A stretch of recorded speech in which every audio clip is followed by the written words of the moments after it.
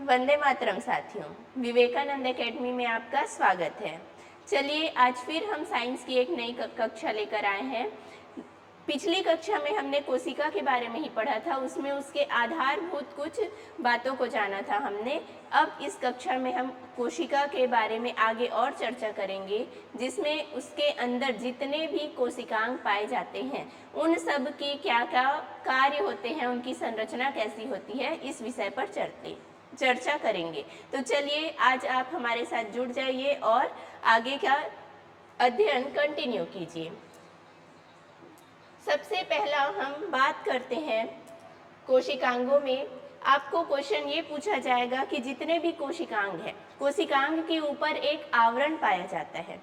जैसे कोशिका के ऊपर कोशिका झिल्ली पाई जाती है, कोशिका भित्ति पाई जाती है जो उसका आवरण है, उसी तरीके से कोशिका के अंदर जितने भी कोशिकांग उपस्थित होते हैं उसके ऊपर भी एक आवरण पाया जाता है, झिल्ली पाई जाती है।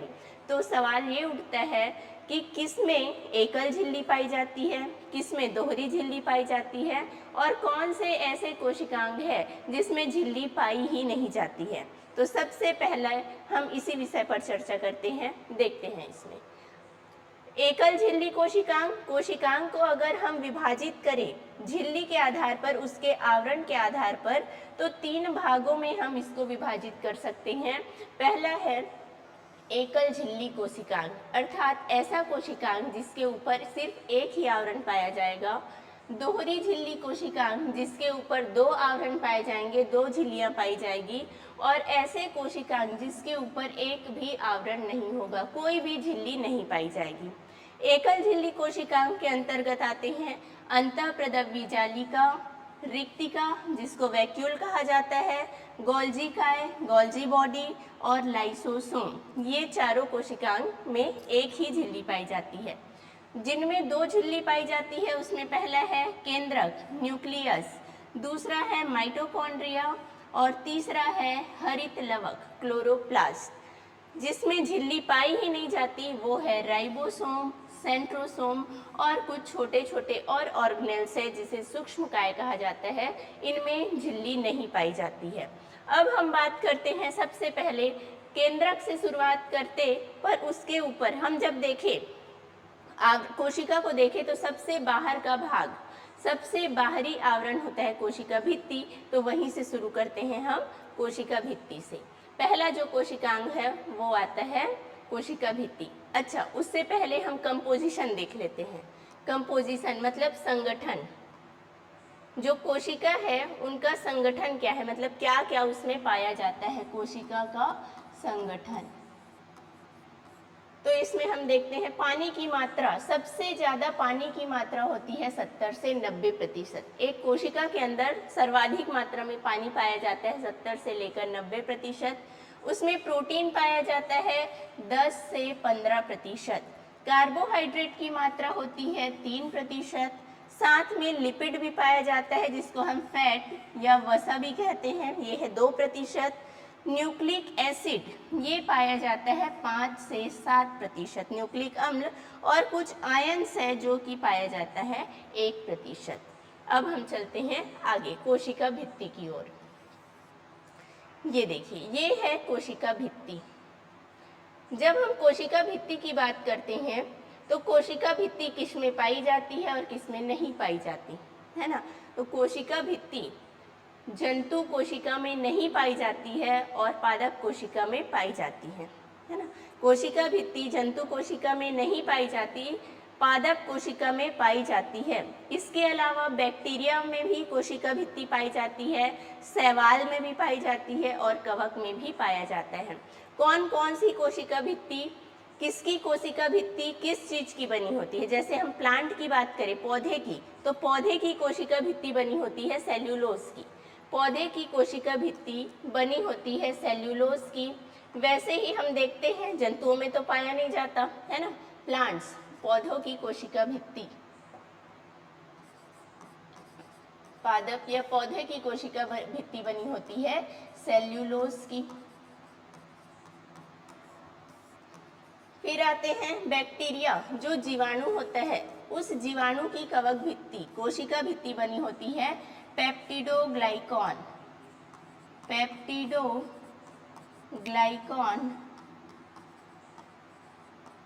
प्लस म्यूरिन, दो चीजों से मिलकर बना होता है। एक तो होता है पेप्टिडोग्लाइकॉन और दूसरा होता है म्यूरिन, लेकिन ज्यादा मात्रा में पाया जाता है पेप्टिडोग्लाइकॉन।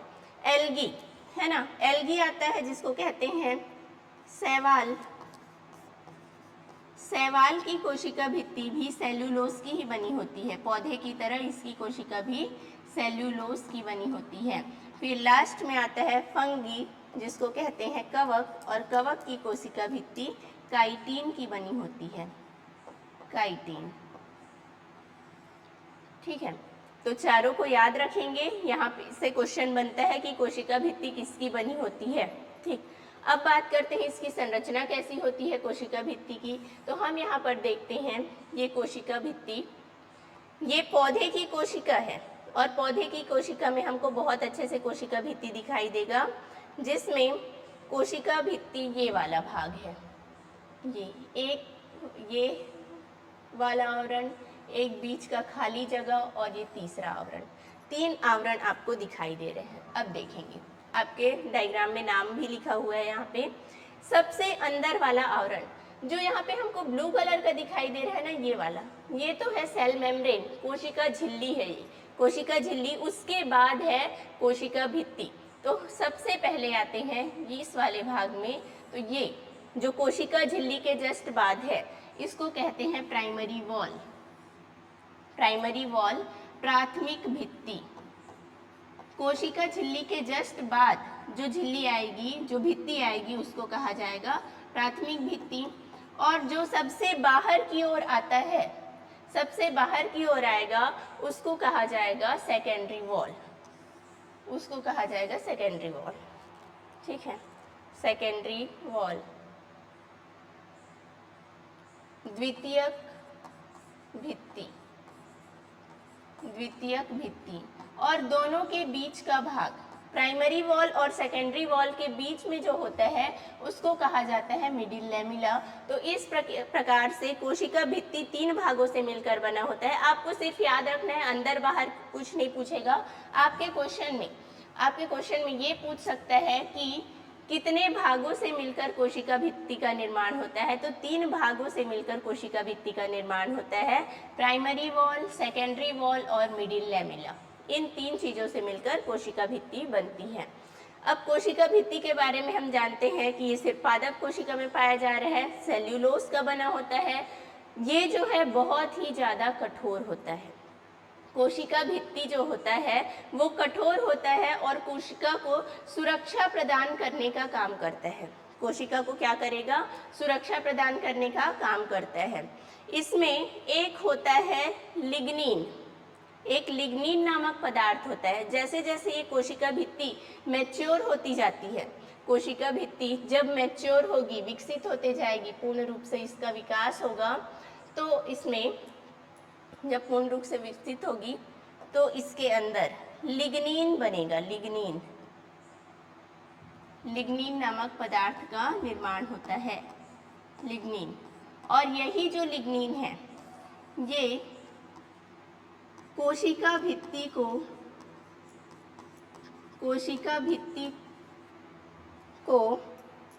कठोर बनाती है, कोशिका भित्ति को कठोर बनाती है। आपको क्वेश्चन पूछा जाएगा कि कोशिका भित्ति जो बहुत ज़्यादा कठोर होती है, उसकी कठोरता का कारण क्या है? क्या सेल्यूलोज की वजह से वो कठोर है? तो इसका आंसर है नहीं, सेल्यूलोज के कारण वो कठोर नहीं होता। वो कठोर होता है लिग्निन की वजह से, और इस लिग्निन का निर्माण होता है तब जब कोशिका भित्ति मैच्योर हो जाती है। तो बीच जो है मिडिल लेमिला वाला जगह है, वहाँ पर बनता है लिग्निन, वहाँ पर लिग्निन का जमाव होते जाता है। इसके बाद आता है सेल मेम्ब्रेन, कोशिका झिल्ली। सेल मेम्ब्रेन कोशिका झिल्ली कहा जाता है जिसे। कोशिका झिल्ली आपके पादप कोशिका और जंतु कोशिका दोनों में ही पाया जाएगा। कहाँ कहाँ पर पाया जाएगा? तो पादप कोशिका में भी पाया जाएगा, जंतु कोशिका में भी पाया जाएगा। कोशिका झिल्ली पादप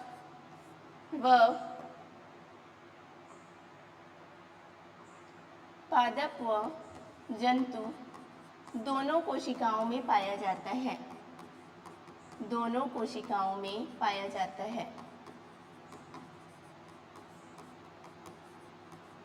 दोनों कोशिकाओं में पाया जाएगा। जो प्लांट सेल होगा पादप कोशिका, उसकी आंतरिक भित्ति होगी, आंतरिक परत, आंतरिक परत होगा। लेकिन जो जंतु कोशिका है उसमें तो कोशिका भित्ति नहीं पाई जाती, तो ये है इसकी बाहरी परत, बाहरी परत पाया जाएगा दोनों में, लेकिन पादप कोशिका का ये आंतरिक परत बनाएगा और जंतु कोशिका में ये बाहरी परत का निर्माण करता है। सेल मेम्ब्रेन जो है, कोशिका झिल्ली जो है, ये दो स्तरों से बनी होती है, दो स्तरों से बनी होती है, जिसमें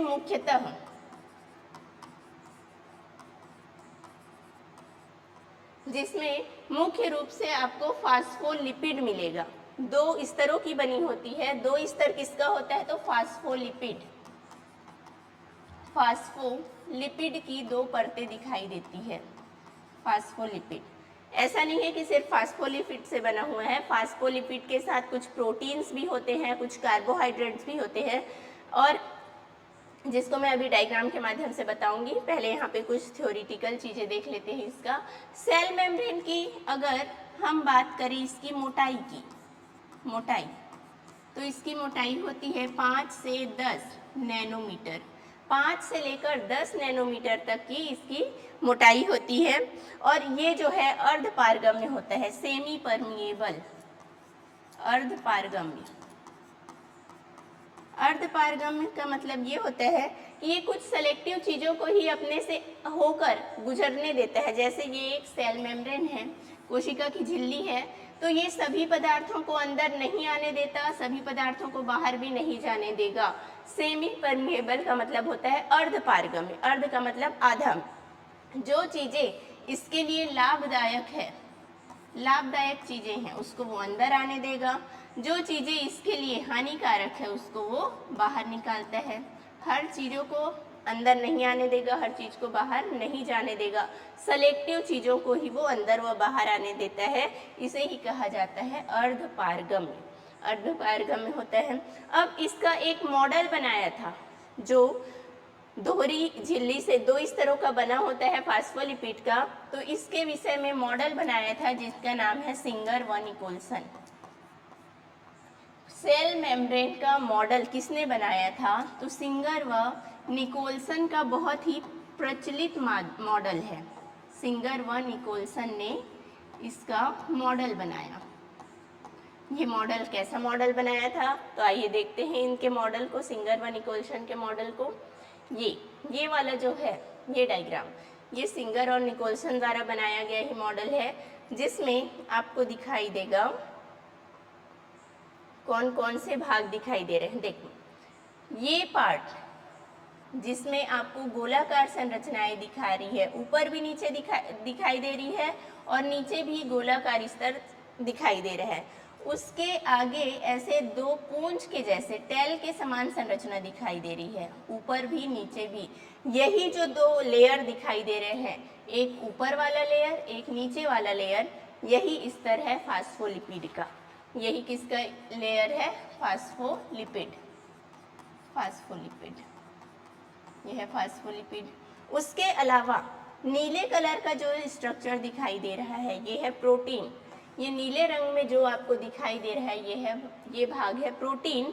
और ये चैन के समान संरचना जो दिखाई दे रही है, वो है कार्बोहाइड्रेट। कार्बोहाइड्रेट मतलब कि आपकी कोशिका झिल्ली में फास्फोलिपिड भी होगा, कार्बोहाइड्रेट भी होगा, साथ में प्रोटीन भी पाया जाता है।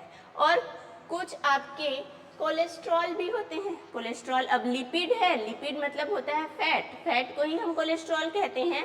तो यहाँ पर कुछ कोलेस्ट्रॉल का जमाव भी आपको दिखाई देता है, लेकिन मेनली आपको 3 ही नाम याद रखने हैं, फास्फोलिपिड, कार्बोहाइड्रेट और प्रोटीन। अब आपको यहाँ पे दिख रहा होगा ग्लाइकोप्रोटीन लिखा हुआ है। ग्लाइकोप्रोटीन, ये नीला वाला भाग प्रोटीन है, ऊपर वाला भाग कार्बोहाइड्रेट है। कार्बोहाइड्रेट और प्रोटीन मिलकर दोनों को एक साथ क्या नाम दिया गया है? ग्लाइकोप्रोटीन कहा गया है। ठीक, अब ये जो फास्फोलिपिड है उसका स्ट्रक्चर यहाँ पे और दिखाई दे रहा है आपको, ये ऊपर में गोलाकार और नीचे, इसको कहा जाता है इसका हेड, ये सिर है, और ये है टेल रीजन, पूंछ, ये सर है और ये उसका पूंछ है। इसमें एक जो भाग है उसको पानी से डर लगता है और एक जो भाग है उसको पानी से बहुत प्यार है। कौन सा भाग है देखते हैं। जो इसका हेड रीजन है, गोलाकार भाग, इसको पानी से प्यार है, वाटर से, पानी से प्यार है इसको। और लेकिन जो टेल रीजन है, ये वाला पूंछ के जैसा जो दिखाई दे रहा है टेल रीजन, इसको पानी से डर लगता है, पानी से डरता है, ये डर लगता है, या बोल सकते हो आप कि इसको पानी से घृणा है। ठीक है, ऐसे याद रखेंगे, जिसको पानी से प्यार है वो पानी के पास रहेगा, जिसको पानी से डर लगता है वो पानी से दूर रहेगा। हमने एक बीमारी का नाम सुना है हाइड्रोफोबिया।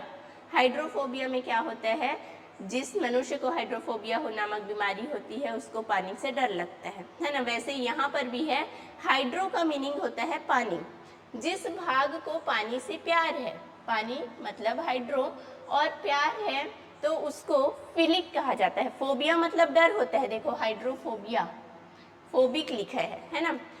जिसको पानी से प्यार है वो वाला भाग कहलाएगा हाइड्रोफिलिक, हाइड्रोफिलिक, और जो भाग जो पानी से दूर रहता है उसको कहा जाता है हाइड्रोफोबिक। तो फास्फोलिपिड में दो भाग दिखाई देंगे, एक हाइड्रोफिलिक पार्ट है और दूसरा हाइड्रोफोबिक पार्ट है।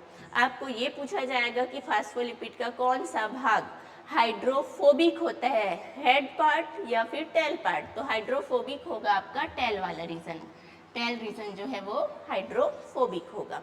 ठीक है, फिर हम बात करते हैं यहाँ पे जो आपका कोशिका झिल्ली है ना, दो आवरण इसमें दिखाई दे रहे हैं। वैसे ही आपकी जो केंद्रक झिल्ली होगी, केंद्रक झिल्ली भी सेम इसी तरीके से होगी। हम अलग से केंद्रक झिल्ली नहीं पढ़ेंगे, सेम संरचना केंद्रक झिल्ली की भी यही होती है। ठीक है, आगे चलते हैं, केंद्रक के बारे में बात करते हैं। न्यूक्लियस, केंद्रक, न्यूक्लियस, केंद्रक को सबसे प्रमुख भाग माना गया है कोशिका का।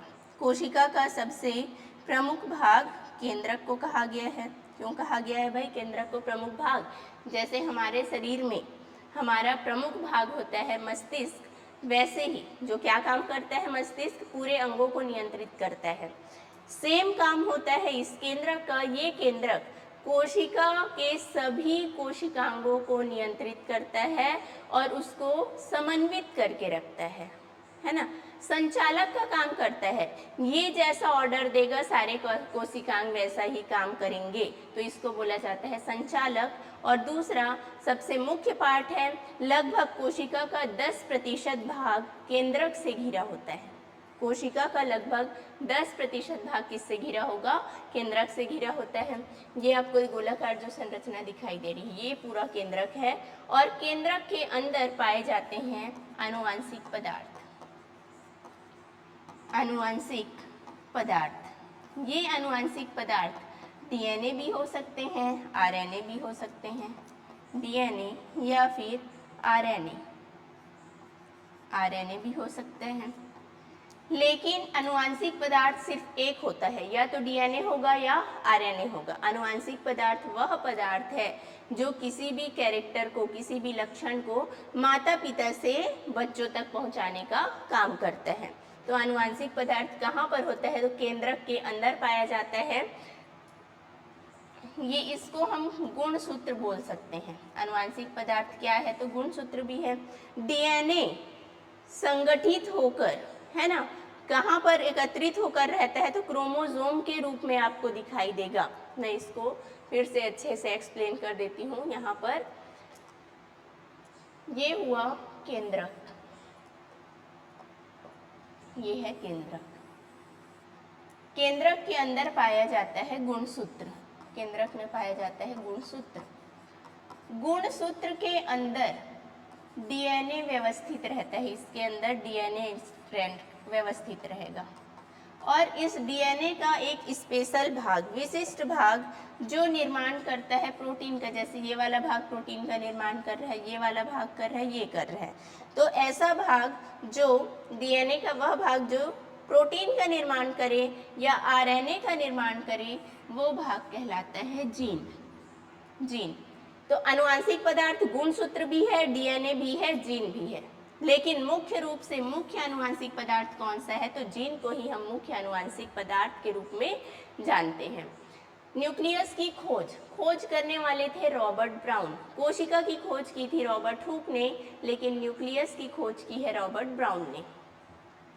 नाम में कंफ्यूज नहीं होना है, रॉबर्ट हुक है कोशिका की खोज करने वाले और केंद्रक की खोज करने वाले हैं रॉबर्ट ब्राउन। केंद्रक के अंदर जो डीएनए और आरएनए पाए जाते हैं, मैं डीएनए का स्ट्रक्चर दिखाती हूँ आप लोगों को, यहाँ पे दिखाई दे रहा है ये वाली संरचना, नीले कलर का जो यहाँ पे भाग दिखाई दे रहा है केंद्रक के अंदर, ये नीले कलर का भाग यही है गुणसूत्र, क्रोमोसोम। ये है क्रोमोसोम, ये भी आपका क्रोमोसोम है, देख लो ये क्रोमोसोम है, ये हमेशा जोड़े में पाया जाता है क्रोमोसोम, यहाँ पर भी आप देख रहे हो जोड़े में ही पाया जा रहा है। और इसके अंदर ये स्ट्रक्चर, ये है डीएनए, इस तरीके से जो संरचना दिखाई दे रही है ये है डीएनए। डीएनए का मॉडल किसने दिया, तो डीएनए का मॉडल देने वाले व्यक्ति थे वॉटसन एवं क्रिक। डीएनए का मॉडल दिया वॉटसन व क्रिक।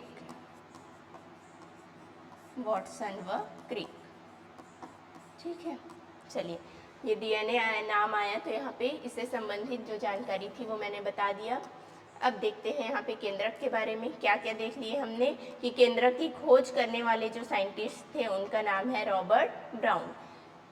कोशिका का लगभग 10% भाग, कोशिका का 10% भाग केंद्रक होता है। ये जो केंद्रक है इसको बोला जाता है कोशिका का मस्तिष्क, कोशिका का मस्तिष्क कहा जाता है, कोशिका का मस्तिष्क। और दूसरा नाम दिया जाता है कोशिका का संयोजक, कोशिका का संयोजक या नियंत्रक, संयोजक या फिर नियंत्रक कहा जाता है। मैनेजर ऑफ सेल या फिर ब्रेन ऑफ सेल कहा जाता है, मैनेजर ऑफ सेल या फिर ब्रेन ऑफ सेल कहा जाता है। इसके अंदर कोशिका के जो केंद्रक होता है, केंद्रक के अंदर पाया जाता है न्यूक्लिक एसिड। अभी हमने देखा है ना, न्यूक्लिक अम्ल पाया जाता है इसके अंदर। कैसे न्यूक्लिक अम्ल पाया जाता है, तो हम पढ़े अभी कि गुणसूत्र भी इसके अंदर है, डीएनए भी इसके अंदर है, और डीएनए का पूरा नाम होता है डीऑक्सीराइबो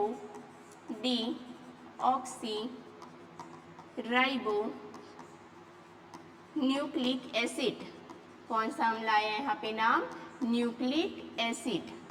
तो डीएनए के अंदर या हम बोले केंद्रक के अंदर कौन सा अम्ल पाया जाता है, तो न्यूक्लिक अम्ल पाया जाता है। हम आरएनए की बात करें, अगर अनुवांशिक पदार्थ के रूप में आरएनए है तो आरएनए का पूरा नाम हो जाता है राइबो न्यूक्लिक अम्ल, राइबो न्यूक्लिक एसिड। यहाँ पे भी न्यूक्लिक एसिड आया, मतलब कुल मिलाकर हम सीधे एक लाइन में बोल सकते हैं कि केंद्रक में न्यूक्लिक अम्ल पाया जाता है। ठीक है, चलिए आगे हम बात करते हैं न्यूक्लियस के बाद। अच्छा, गुणसूत्र जो है, गुणसूत्र क्रोमोसोम,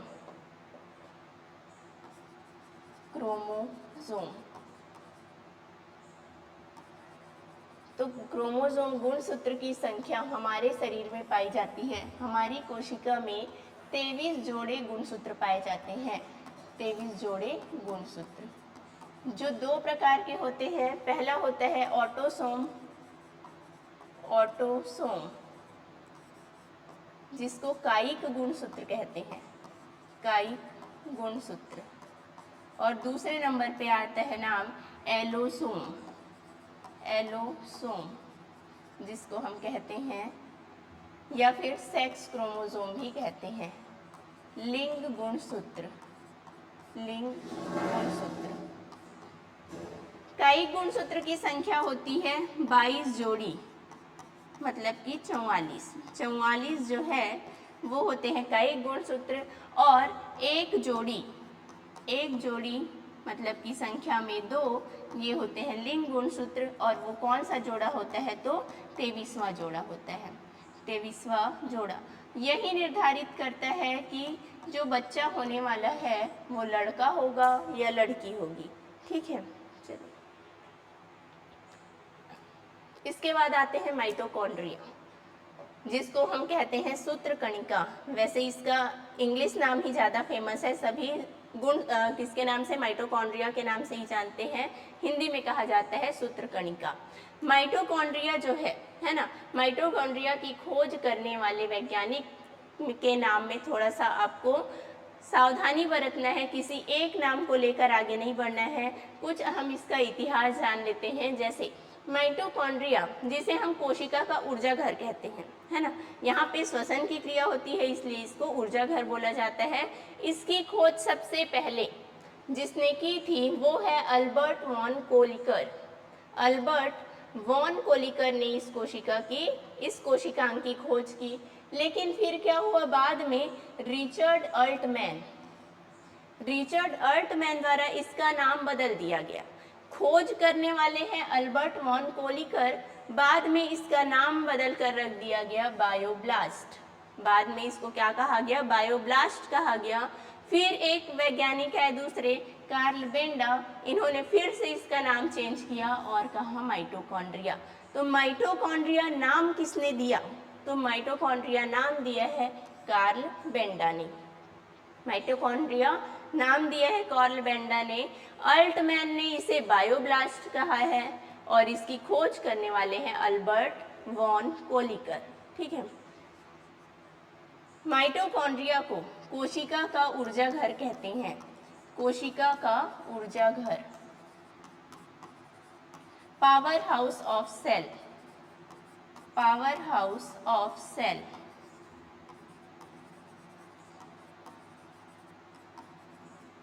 अब पावर हाउस बोलने का मतलब ये है कि यहाँ पे ऊर्जा का निर्माण हो रहा है।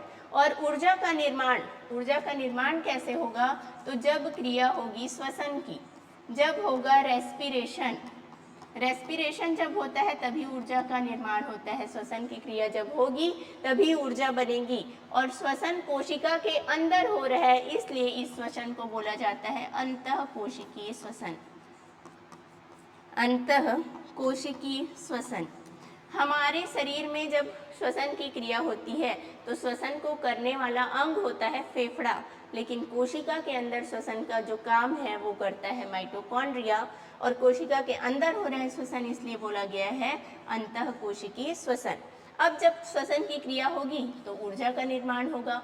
और ये जो ऊर्जा है, ये जो एनर्जी है, वो किस रूप में होगा, तो एटीपी के रूप में होता है। ऊर्जा का निर्माण किस रूप में हुआ, एडिनोसिन ट्राइफॉस्फेट, एटीपी के रूप में हुआ। Adenosine triphosphate.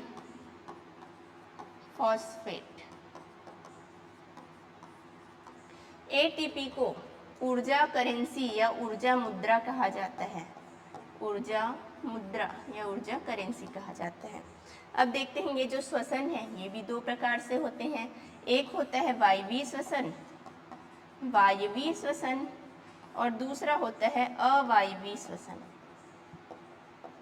अवायवीय श्वसन, जो वायवीय श्वसन होगा उसमें ऑक्सीजन भरपूर मात्रा में उपस्थित होगा। ऑक्सीजन उपस्थित, पूर्ण रूप से ऑक्सीजन की उपस्थिति में होगा श्वसन, वो है वायवीय श्वसन।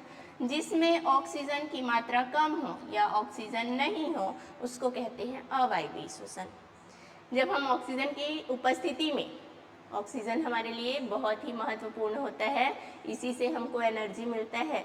जितना ऑक्सीजन ज़्यादा है उतनी मात्रा में ऊर्जा हमको मिलेगी। अब देखो इसमें वायवीय श्वसन में ऑक्सीजन ज़्यादा है, इसका मतलब हमको ज़्यादा ऊर्जा किस में मिलेगा, वायवीय श्वसन में। कितना, तो 38 एटीपी ऊर्जा मिलता है। 38 एटीपी ऊर्जा मिलेगा वायवीय श्वसन से। वहीं पे अवायवीय श्वसन जब ऑक्सीजन बहुत कम है या है ही नहीं तो हमको मिलेगा सिर्फ और सिर्फ 2 एटीपी। 2 एटीपी की ऊर्जा का निर्माण होता है। ये है माइटोकॉन्ड्रिया, है ना। माइटोकॉन्ड्रिया जो है महत्वपूर्ण और कोशिकांग है कोशिका के अंदर का, जिसके बारे में हमने ये सारी चीज़ें पढ़ी। अब आपको इसमें पूछा जाएगा ऐसा कौन सी कोशिका है, ऐसी कौन सी कोशिका है जिसमें माइटोकॉन्ड्रिया नहीं पाया जाता। ऐसी कोशिका जिसमें माइटोकॉन्ड्रिया नहीं पाया जाता तो वो कोशिका है आरबीसी की कोशिका। आरबीसी में यह नहीं पाया जाता। अच्छा, इसके साथ आपको ये भी याद रखना है कि आरबीसी के अंदर केंद्रक भी नहीं पाया जाता है। इस आरबीसी में क्या नहीं पाया जाता, और केंद्रक नहीं पाया जाता, केंद्रक भी नहीं पाया जाता। ठीक है, तो 2 चीजें हैं जो आरबीसी में नहीं पाया जाएगा, एक तो है माइटोकॉन्ड्रिया और दूसरा है केंद्रक। ये दोनों नहीं पाए जाएंगे। अब इसका काम तो हमने देख लिया, हर जगह हर बुक में आपको यही मिलेगा कि ऊर्जा का निर्माण करता है, श्वसन की क्रिया करता है ना, अंतःकोशिकीय श्वसन ये। लेकिन इसके साथ इसका एक और भी काम होता है माइटोकॉन्ड्रिया, ये कैल्शियम का भंडारण भी करता है। कैल्शियम का भंडारण करता है,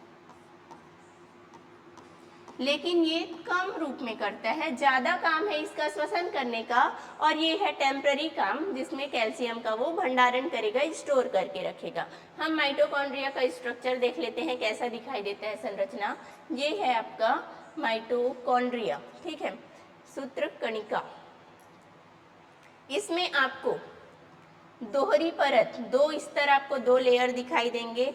दोहरी परत वाला ये कोशिकांग है, एक तो ये वाला लेयर हो गया और दूसरा ये अंदर का दिखाई दे रहा है ना। आपको देखो नाम भी लिखा हुआ है, ये बाहर वाला क्या है, आउटर मेम्ब्रेन, इसका बाहरी झिल्ली है, और ये वाला जो है ये है आंतरिक झिल्ली। देखो इनर मेम्ब्रेन, ये अंदर वाला ये वाला भाग जो है वो इसका इनर मेम्ब्रेन है। इसके अलावा, है ना, ये तो हो गया बाहरी झिल्ली, ये हो गया आंतरिक झिल्ली। इसके अलावा आपको दिखाई दे रहा है इसमें कुछ मुड़ी हुई संरचना, इस प्रकार से मुड़ा हुआ संरचना दिखाई दे रहा है। इस मुड़ी हुई संरचना को कहा जाता है क्रिस्टी, है ना। माइटोकॉन्ड्रिया में मुड़ी हुई जो संरचना होती है वो क्या कहलाती है, तो वो कहलाती है क्रिस्टी। क्या कहलाएगी, क्रिस्टी। या आपको उल्टा भी पूछ सकता है, क्रिस्टी किस कोशिकांग का भाग है, तो क्रिस्टी माइटोकॉन्ड्रिया का भाग है। साथ में आपको दिखाई दे रहा है इसमें डीएनए भी पाया जाता है। तो माइटोकॉन्ड्रिया का स्वयं का डीएनए होता है, ये पॉइंट भी नोट कर लीजिएगा, इंपॉर्टेंट है कि माइटोकॉन्ड्रिया में स्वयं का डीएनए पाया जाता है। एक तो केंद्रक में है डीएनए और दूसरा आपको दिखाई देगा माइटोकॉन्ड्रिया में स्वयं का डीएनए पाया जाता है। ठीक, ये एक मेन पॉइंट। दूसरा है ये क्रिस्टी, मुड़ी हुई जो फोल्डेड स्ट्रक्चर है उसको कहेंगे क्रिस्टी। फिर आगे आते हैं राइबोसोम।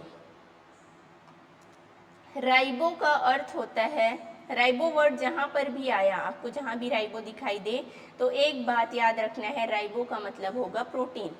राइबो का मीनिंग क्या लगाओगे आप, किससे निकालोगे, प्रोटीन से। मतलब कि राइबोसोम का क्या काम है, तो राइबोसोम का काम होता है प्रोटीन निर्माण करने का, प्रोटीन का निर्माण करता है, प्रोटीन का निर्माण।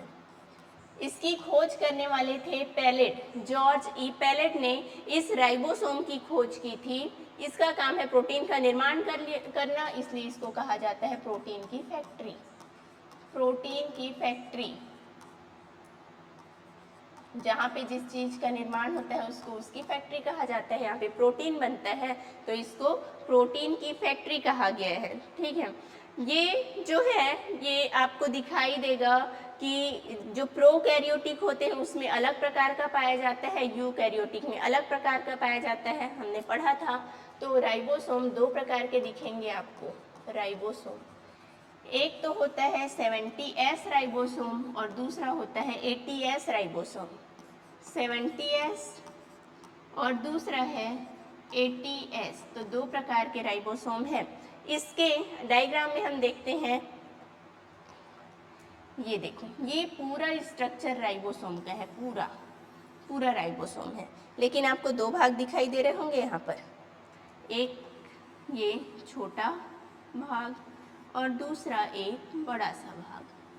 तो ये जो दो भाग दिखाई दे रहे हैं ये दो इकाई है, इसके दो यूनिट है इसके, जिसको सब यूनिट कहा जाता है। राइबोसोम में कितने सब यूनिट होते हैं? तो दो सब यूनिट पाए जाते हैं। राइबोसोम में दो सब यूनिट पाए जाते हैं, दो उप इकाई पाया जाता है, चाहे वो 70S राइबोसोम हो चाहे 80S राइबोसोम हो, दोनों में ही आपको दो उप इकाई देखने को मिलेगी। अब देखो दो उप इकाई कौन कौन सा होगा, ये तो आपका 80S राइबोसोम है, ठीक है। जो छोटा इकाई होगा इसको स्मॉल सब यूनिट और बड़ी इकाई को लार्ज सब यूनिट कहा जाएगा। 70S का निर्माण किन दो उप इकाइयों से मिलकर होता है? तो एक होता है 50S और दूसरा होता है 30S। 50S प्लस 30S दो सब यूनिट, एक है 50S दूसरा है 30S। और 80S राइबोसोम का निर्माण होता है 60S प्लस 40S। आप इसको जोड़ के नहीं देखेंगे, इसके काउंटिंग से कोई मतलब नहीं है हमको कि जोड़ने पे 70 आना चाहिए या जोड़ने पे 80 आना चाहिए, ऐसा नहीं है। ये सब यूनिट अलग अलग आपके अलग अलग इसका है मात्रा है ना, आप जोड़कर ऐसे नहीं दिखेंगे कि 70 नहीं हो रहा है 80 नहीं हो रहा है, बस सब यूनिट याद रखना है। 70S के दो सब यूनिट 50S और 30S, 80S के दो सब यूनिट 60S और 40S होते हैं। इसके बाद आता है हमारा गोल्जी बॉडी, गोल्जी काय। गोल्जी काय की खोज करने वाले थे कैमिलो गोल्जी।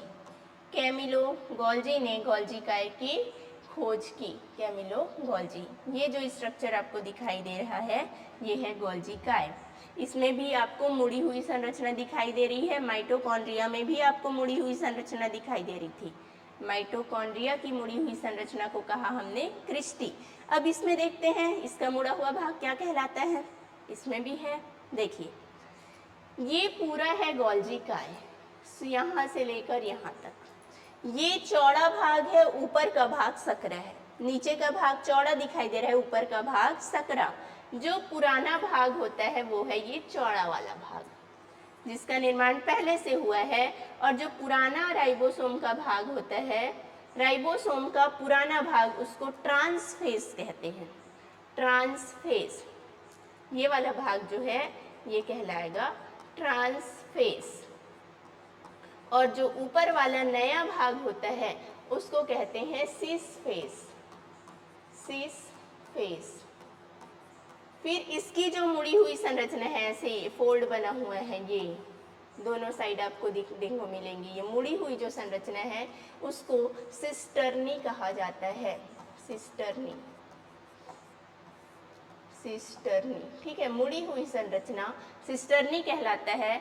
और सिस्टर्नी के अंदर का भाग, जो भी खाली भाग होता है, उसको ल्यूमेन कहा जाता है। सिस्टर्नी के अंदर का जो भाग दिखाई दे रहा है वो ल्यूमेन। आपको याद रखने वाली चीज़ यहीं पर ये है कि सिस्टर्नी का जो गोल्जी काय का जो मुड़ा हुआ स्ट्रक्चर है वो क्या कहलाता है, सिस्टर्नी कहलाता है। और पुराना भाग है ट्रांस, नया भाग है सिस। फिर इसके भाग कुछ इससे अलग होते जाते हैं, ठीक है। इसका कार्य देख लेते हैं पहले, क्या कार्य करता है, फिर समझ में आएगा बाकी का चीज़। देखिए हम अभी गोल्जी काय तक ही पहुँचे हैं। आप इस वीडियो को पूरा लास्ट तक देखिएगा, सभी कोशिकांगों को देखिएगा, तभी जाकर समझ में आएगा। क्योंकि कुछ ऐसे कोशिकांग हैं जिनका काम एक दूसरे से संबंधित होता है, एक आधा काम किया तब दूसरा उसके आगे के काम को पूरा करेगा, इस तरीके से। तो पूरा वीडियो जरूर देखिएगा। इसका काम देख लेते हैं, गोल्जी काय का। इसके पहले हमने पढ़ा था किसको? राइबोसोम को, जो प्रोटीन का निर्माण कर रहा था। अब प्रोटीन बन तो गया, मानते हैं यहाँ पर प्रोटीन का निर्माण हो गया। निर्माण होने के बाद आप फैक्ट्री में देखते हो कोई भी चीज़ जब बनता है, बनने के बाद उसकी पैकेजिंग की जाती है, पैकिंग किया जाता है उसको। तो प्रोटीन बनाया तो राइबोसोम, लेकिन उसको पैक करने का काम, उसके पैकिंग करने का काम करेगा गोल्जी काय। ठीक है, या हम बोल सकते हैं उसका बंडल बनाने का काम करता है। पैकिंग करने वाला हम किसको कहेंगे? गोल्जी काय। और बंडल बनाने वाला भी कहा जाएगा गोल्जी काय को।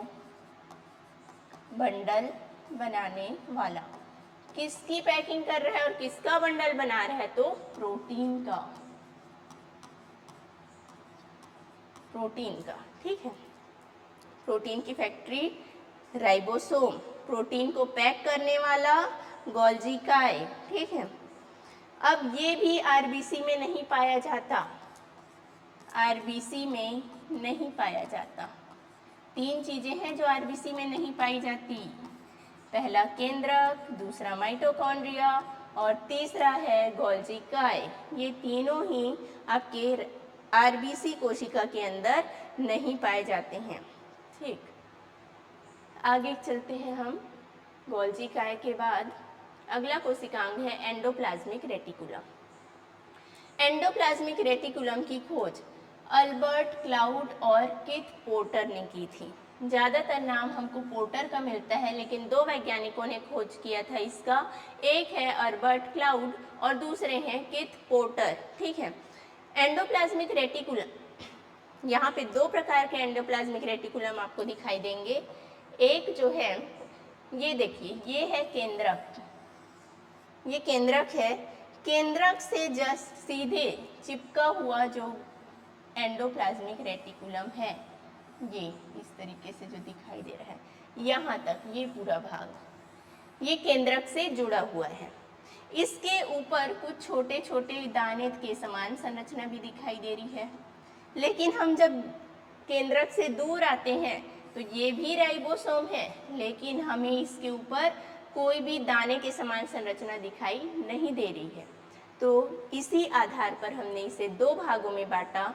जिसके ऊपर दाने हैं, जो खुरदुरा सा है, उसको खुरदुरी एंडोप्लाज्मिक रेटिकुलम कहा। जिसके ऊपर दाने नहीं हैं उसको हमने कहा चिकनी एंडोप्लाज्मिक रेटिकुलम। तो एंडोप्लाज्मिक रेटिकुलम कितने प्रकार का हुआ? 2 प्रकार का। ठीक है, 2 प्रकार का एंडोप्लाज्मिक रेटिकुलम। चलिए यहाँ पे मैं बताती हूँ इसको।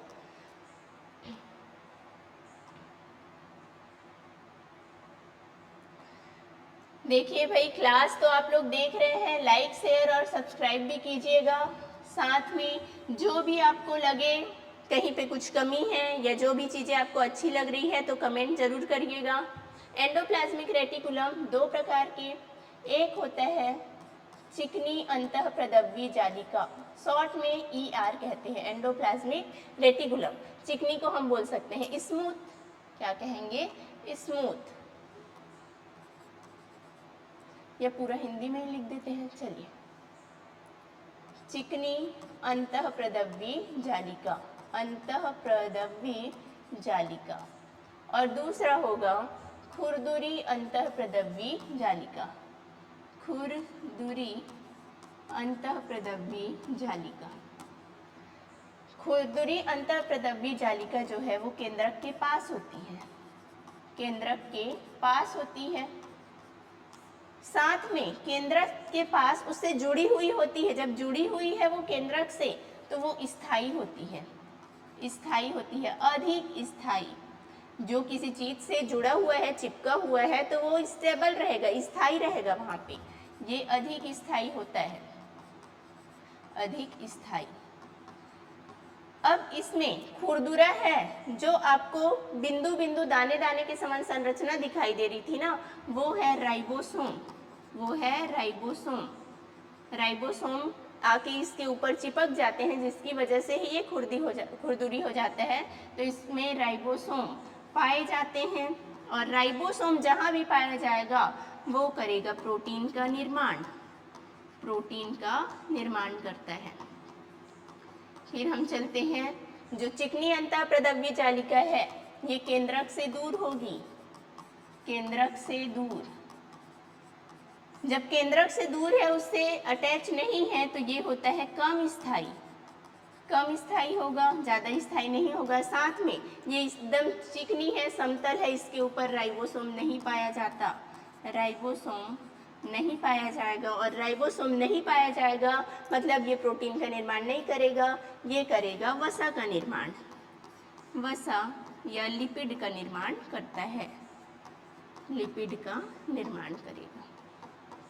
तो इस प्रकार से एंडोप्लाज्मिक रेटिकुलम के दो काम, एक तो वसा का भी निर्माण करेगा और दूसरा प्रोटीन का भी ये निर्माण करता है। यहाँ पे देखिए, जो ये डॉटेड स्ट्रक्चर है ये है क्या, तो है ये राइबोसोम, राइबोसोम है। ये जो दिखाई दे रहा है ये राइबोसोम है, ये गोलाकार संरचना। तो इसी की वजह से ये खुरदुरा हो जाता है, तो रफ एंडोप्लाज्मिक रेटिकुलम कहा गया इसे। और जो आपका ये वाला भाग है ये है चिकनी अंतःप्रदव्य जालिका, स्मूथ एंडोप्लाज्मिक रेटिकुलम, ये दाने के समान संरचना, वो है राइबोसोम। ठीक, एंडोप्लाज्मिक रेटिकुलम के बाद आता है लाइसोसोम। लाइसोसोम को आत्महत्या की थैली कहा जाता है। लाइसोसोम को हम किस नाम से जानते हैं, आत्महत्या की थैली के नाम से इसको जाना जाता है। जो लाइसोसोम है उसका खोज क्रिश्चियन डी ड्यू ने किया था, क्रिश्चियन डी ड्यू, या हम इसी को ड्यू को हम कई जगह दवे के नाम से भी पढ़ते हैं। हिंदी मीडियम वाले हैं हम भाई, इंग्लिश में अलग प्रोनाउंसिएशन होता है, हिंदी में अलग होता है, तो हम इसी को कह देते हैं डी दवे, डी दवे कह देते हैं। इंग्लिश मीडियम वाले डी ड्यू पढ़ते हैं। ठीक, खोज करने वाले डी ड्यू या डी दवे हैं। लाइसोसोम को क्या कहा गया, आत्महत्या की थैली कहा गया। दूसरा देखिए, ये जो डायग्राम दिखाई दे रहा है ये है लाइसोसोम का, इसके अंदर एक एंजाइम भरा होता है, इसके अंदर एंजाइम भरा होता है, एंजाइम, इस एंजाइम को कहते हैं हाइड्रोलिटिक एंजाइम, एंजाइम का नाम है हाइड्रोलिटिक एंजाइम। ठीक है, आपको ये मैं बता देती हूँ यहाँ पर, जो हमने गोल्जी काय पढ़ा था, गोल्जी काय ये इस तरीके से संरचना थी, उसमें से कुछ भाग उससे अलग होने वाले हैं या अलग होते रहते हैं, कुछ कुछ समय में छोटे छोटे भाग इससे टूटकर अलग होते रहते हैं। इन छोटे छोटे भाग को वेसिकल्स नाम दिया जाता है, पहले वेसिकल्स कहा जाता है। ठीक है, छोटे भाग जो अलग होते हैं उसको वेसिकल कहते हैं। यही वेसिकल जब पूर्ण रूप से इससे अलग हो जाते हैं तो बाद में ये रूपांतरित हो जाते हैं लाइसोसोम में। किस में बदल जाएंगे, लाइसोसोम में। जब इसमें विभाजन होने लगेगा, फ्यूजन होगा, तो फ्यूजन होने के बाद ये सेकेंडरी वेसिकल कहलाते हैं और सेकेंडरी वेसिकल के बाद बन जाते हैं लाइसोसोम। तो आपको क्वेश्चन यहाँ पे पूछा गया कि लाइसोसोम किसका रूपांतरण है, तो लाइसोसोम होता है गोल्जी काय का रूपांतरण। क्या क्या चीजें हैं इसमें, पहला इसको बोला गया आत्महत्या की थैली,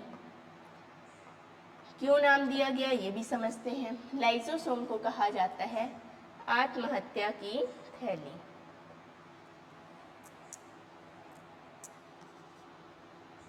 आत्महत्या की थैली कैसे चेंज हो गया, आत्महत्या की थैली। दूसरा इसको बोला जाता है कोशिका का सफाई कर्मचारी, कोशिका का सफाई कर्मचारी।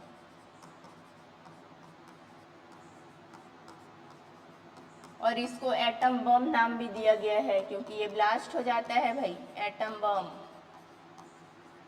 ठीक है, देखते हैं क्यों कहा गया है आत्महत्या की थैली। हमने अभी देखा ये जो लाइसोसोम है इसके अंदर हाइड्रोलिटिक एंजाइम भरा होता है, एंजाइम।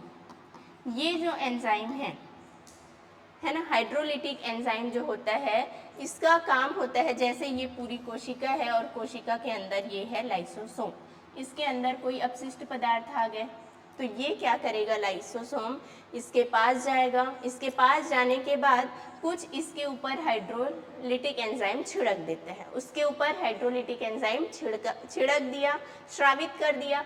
जैसे ही हाइड्रोलिटिक एंजाइम इसके अंदर छिड़क दिया, ये जो कोशिकांग है, ये जो कोशिकांग नहीं बोलना चाहिए, ये जो वेस्ट मटेरियल है वो वहाँ से पूरी तरीके से उनका पाचन हो जाता है, डाइजेशन हो जाता है। और मतलब डाइजेशन हुआ मतलब वो नष्ट हो गया, खत्म हो गया, ठीक है।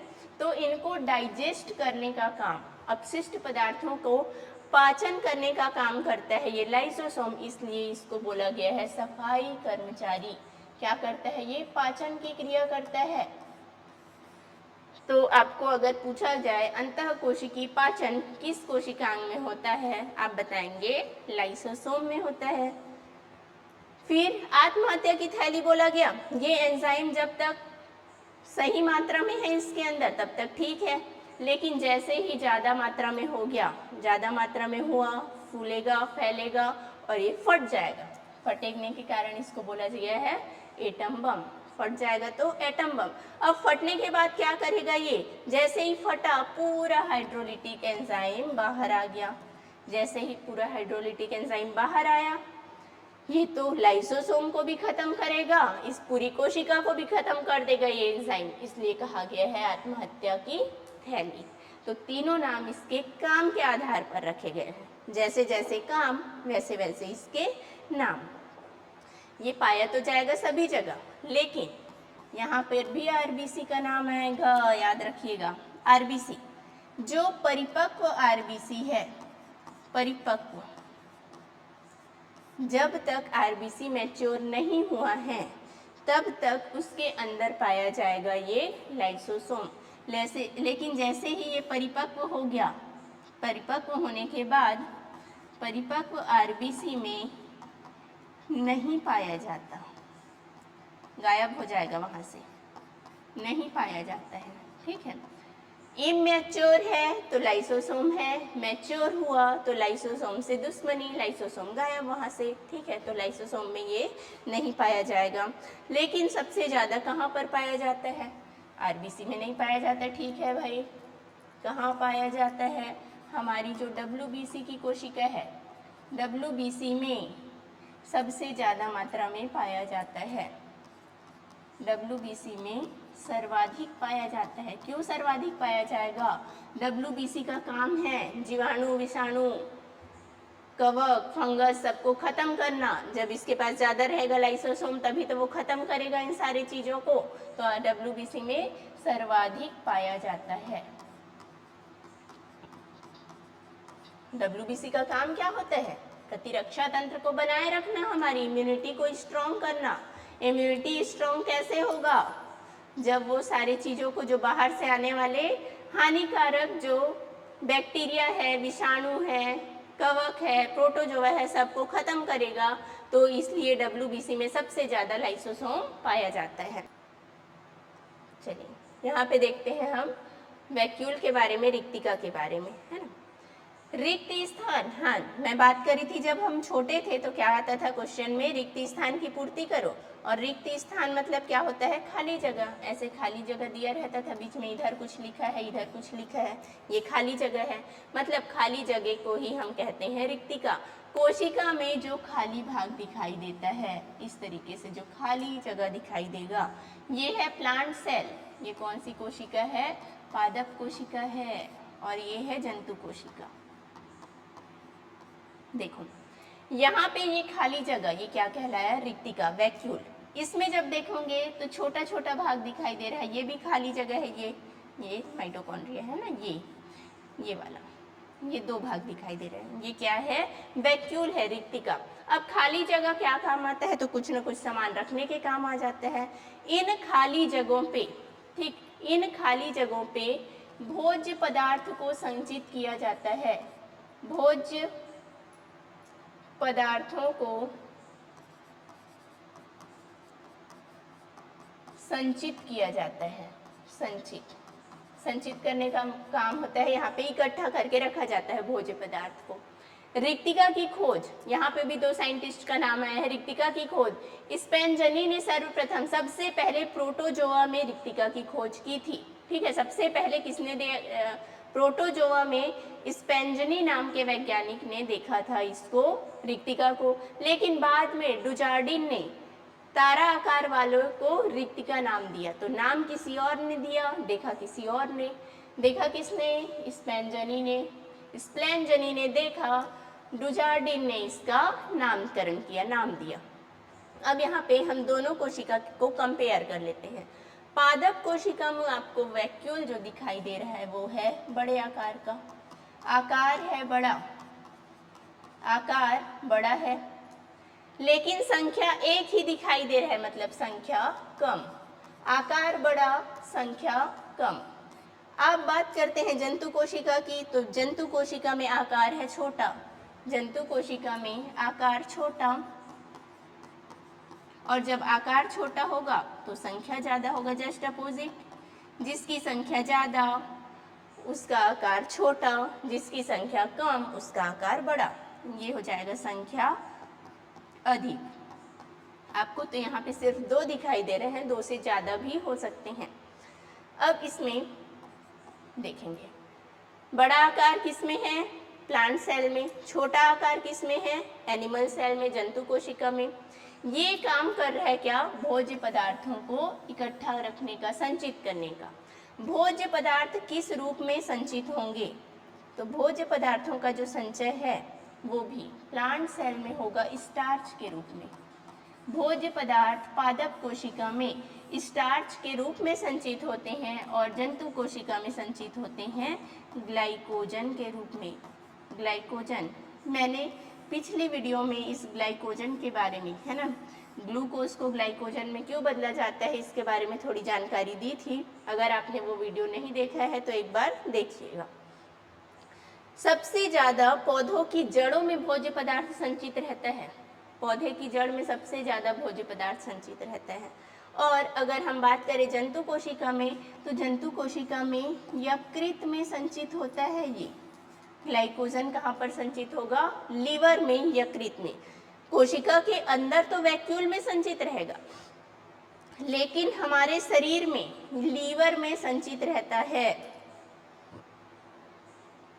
चलिए अब आएंगे आगे, रिक्तिका की बात करते हैं।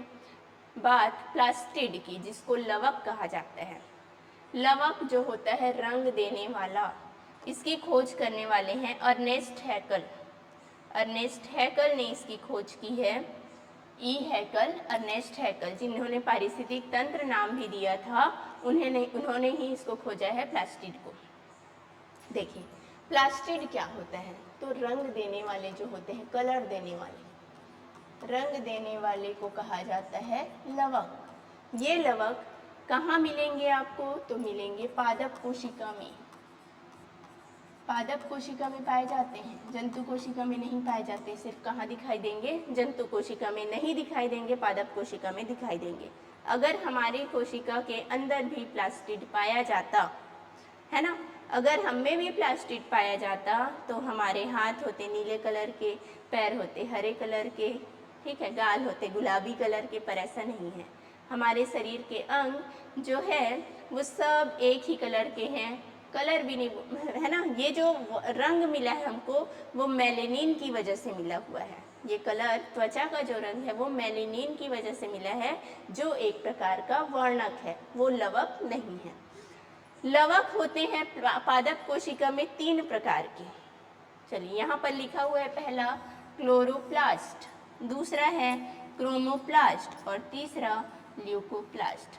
चलिए इन तीनों के बारे में थोड़ी सी जानकारी ले लेते हैं। प्लास्टिड 3 प्रकार के दिखाई देंगे।